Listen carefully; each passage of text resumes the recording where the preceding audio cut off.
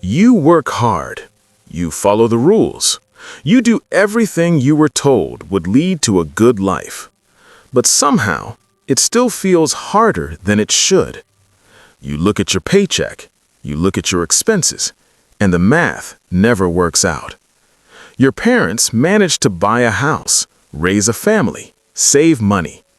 You're working just as hard, maybe harder, yet you feel stuck. This isn't because you failed. Something else changed. The middle class isn't disappearing by accident. It's being squeezed. Let's rewind. After World War II, something rare happened. Wages went up. Jobs were stable. Homes were affordable. If companies made more money, workers made more money too. It was simple. Factory workers could support families. Office jobs came with security.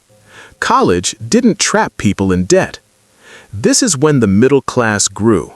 Not because people were smarter, not because they worked harder, but because the system rewarded work. So what changed? First, wages stopped moving. Prices kept rising. Rent, healthcare, education. But pay stayed flat. You ran faster. The ground stayed the same. So where did the extra money go? Corporate profits exploded. But instead of flowing to workers, money went somewhere else. Jobs were sent overseas.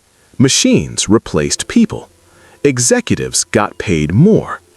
The ladder still exists, but the middle steps are gone. Then came debt. Student loans, credit cards, medical bills. Debt didn't make life better. It made life heavier. You earn money, it disappears. Not because you're careless, but because the system pulls it away.